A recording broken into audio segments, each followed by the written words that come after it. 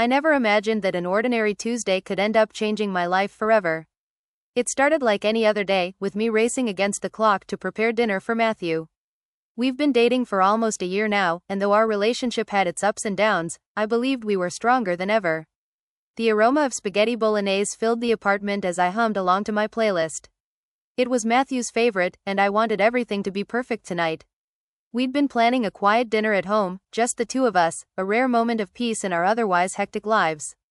The door swung open precisely at 7, and I welcomed him with a soft kiss. "Smells amazing," he murmured as he wrapped his arms around me. I felt a warmth spread through me, though there was an undertow of something I couldn't quite place in his demeanor, something that caused a faint ripple of unease. As we settled at the table, I noticed his eyes kept darting toward his phone. He was usually attentive, playful even, but tonight was different. Something was off, there was a tension in the air that seemed to grow thicker by the minute. "Everything okay?" I asked, trying to mask the worry in my voice. He nodded, but his focus was so clearly elsewhere. I tried to brush it off, convincing myself it was just a bad day at work. Until his phone buzzed loudly on the table. Instinctively, my eyes flashed to the screen just in time to see a message preview. "Can't wait to see you again, kiss mark." Matthew flinched, grabbed his phone, and shoved it into his pocket. My heart sank, and the room felt instantly colder. "Who's that?" I demanded, my voice betraying me by shaking midway through. "It's nothing," he replied too quickly to be convincing. I stared at him, feeling anger and betrayal start to bubble up inside me. "Nothing? That's all you have to say?" I stood up, unable to sit still, and paced around the dining room. The perfect dinner, our cozy home, suddenly felt like a prison threatening to close in on me. Through the fog of emotion, I heard him mumbling excuses, but none of it mattered. The suspicion gnawed at me all evening. We barely spoke through dinner, and afterward, wrapped in a tense silence, we watched the late news from either end of the couch. I wondered if the same thoughts raced through his mind, the cost of the betrayal, the lies. When the news ended, he got up and, without a word, went into the bedroom. I followed cautiously, a mix of heartbreak and dread weighing me down.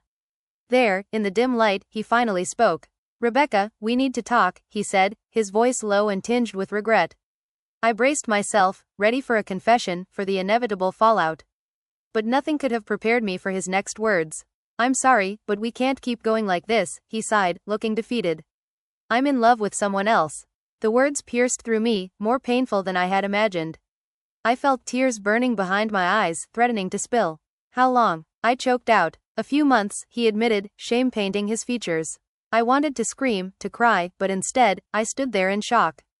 Betrayed, broken. This was not how our story was supposed to end.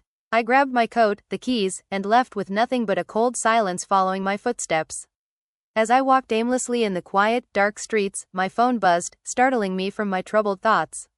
It was a message from my best friend, Sophie. "I'm so sorry, I had no idea," it read. Confused, I dialed her number. "What are you talking about, Soph? Did Matthew tell you something?" Silence greeted me, the kind that told me something was terribly wrong. "Rebecca, I'm sorry, it's me. It's been me and Matthew," she finally confessed, her voice cracking with guilt. The world stopped. My best friend. I dropped my phone, the betrayal cutting deeper now. I stood alone in the street, the chill wrapping around me, pulling me down and out of a dream that had become a nightmare.